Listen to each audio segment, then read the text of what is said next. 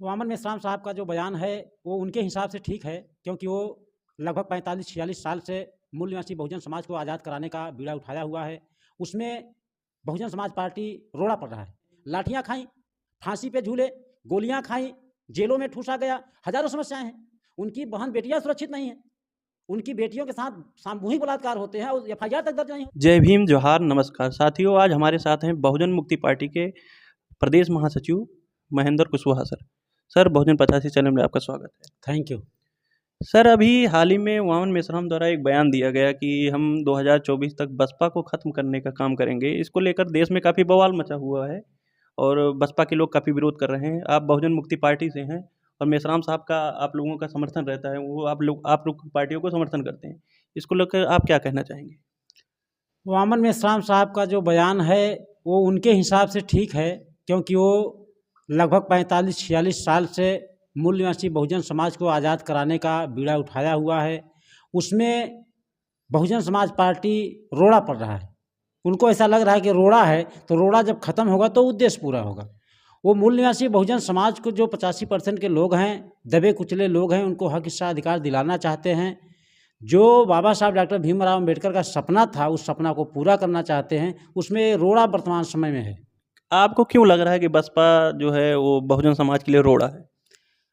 भाई, हमको इसलिए समझ में आ रहा है कि जो गुलाम भारत में हमको हक हिस्सा अधिकार मिला हुआ था, हमारे लोगों को मिला हुआ था संवैधानिक अधिकार, वो सारे अधिकार एक एक करके ख़त्म हो गए। और हमारी बहुजन समाज पार्टी हमारी राजनीतिक पार्टी है जो कि लड़ाई लड़नी चाहिए तो लड़ नहीं रही है, इसलिए अधिकार ख़त्म हो रहे हैं। तो जब सारे अधिकार ख़त्म हो जाएंगे तो फिर हम लोग तो फिर आ जाएंगे बैक फुट पे। तो इसके लिए उसको ख़त्म करने लेकिन बहुजन समाज पार्टी जो है उसने उत्तर प्रदेश में खास करके देखे होंगे आप, 4-4 बार उसने सरकार बनाई। तो आप लोग क्यों कह रहे हैं कि बहुजन समाज पार्टी खत्म करने, मतलब क्यों, ऐसा क्यों आप लोग? जिसका 4-4 बार सरकार बनी, वर्तमान समय में 0 विधायक, इसका क्या मतलब है? नहीं, जीरो नहीं, एक विधायक तो है। वो भी विधायक भाग गया, कहाँ विधायक है? वर्तमान समय में 0 विधायक है। तो दिक्कत क्या है बहुजन समाज भाई, पार्टी? जब विधायक ही नहीं है, हमारे विधायक नहीं होंगे, विधानसभा में नहीं जाएंगे, हमारे हक हिस्सा अधिकार की लड़ाई नहीं लड़ेंगे, मेरे यानी फेवर में नियम कानून नहीं बनाएंगे, फिर क्या मतलब है बसपा को रखने से? अरे आप लोग भी तो चुनाव लड़ते हैं, आप लोग तो अभी तो कुछ कर नहीं पाए। तो बहुजन समाज पार्टी 1984 में बनी और 2007 में पूर्ण भारत सरकार आई। बहुजन मुक्ति पार्टी बनी दिसंबर 2022-12 में। अभी तो उसको 10 साल हुआ। लेकिन आप लोग ही तो हैं जो बहुजन समाज पार्टी को कमजोर करने का काम कर रहे हैं। आप लोग वोट काटने का काम करते हैं। नहीं, ये तो हम लोग वोट काटने का काम नहीं करते हैं। वोट उनका कैसे कहा जाए कि हम लोग काटते हैं। फरवरी 2012 में विधानसभा का चुनाव हुआ, तो फरवरी 2012 में जब विधानसभा का चुनाव हुआ तो रिजल्ट आया कि जो बहुजन समाज पार्टी 2007 में पूर्ण बहुमत सरकार थी, 206 विधायक थे, 5 साल इन्होंने ईमानदारी से काम किया। 5 साल ईमानदारी से काम करने के बाद 2012 में रिजल्ट आया कि 60% की सीटें गायब हो गई, 81 सीट पे आ गई। तो क्या कहा जाए, जब सरकार में रह के और 60% गायब हो गया तो क्या उम्मीद थी? तो हम तो उस समय थे नहीं, फिर कैसे चली गई? तो जो बहुजन मुक्ति पार्टी है, अब यही जो है जो बहुजन समाज के लोगों के लिए यही काम करेगी, आप लोगों का कहना है? बहुजन मुक्ति पार्टी जैसा इसका नाम वैसा इसका काम है।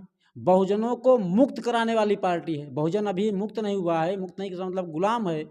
किससे भाई गुलाम है? अभी देश संविधान 75वां अमृत महोत्सव मना रहा है और देश में सभी आज़ादी का अमृत महोत्सव मनाया गया। कैसे कह सकते हैं आप लोग देश में लोग गुलाम हैं? महापुरुषों ने जो बताया कि जो समाज आज़ाद होता है उनकी कोई समस्या नहीं होती, और जो समाज गुलाम होता है उसकी हजारों समस्या होती है। तो वर्तमान समय में देखा जाए तो जो मूल निवासी है, SC ST OBC converted minority के लोगों की हजारों समस्याएं हैं। उनकी बहन बेटियां सुरक्षित नहीं हैं। उनकी बेटियों के साथ सामूहिक बलात्कार होते हैं और FIR तक दर्ज नहीं होती। तो क्या हम आज़ाद हैं? यही आज़ादी है। जो 1947 की आज़ादी मिली, 1947 की आज़ादी में भारत में जो SC ST OBC माइनॉरिटी के लोग थे, बड़े पैमाने पे अंग्रेज़ों को भगाने में लाठियाँ खाई, फांसी पे झूले, गोलियां खाई, जेलों में ठूसा गया।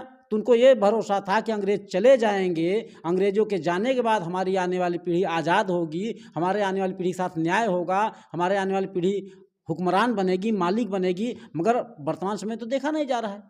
क्या इसके लिए हमारे महापुरुषों ने गोलियां खाई थी कि मुझे आज़ाद भारत में मेरा हक हिस्सा अधिकार न मिले?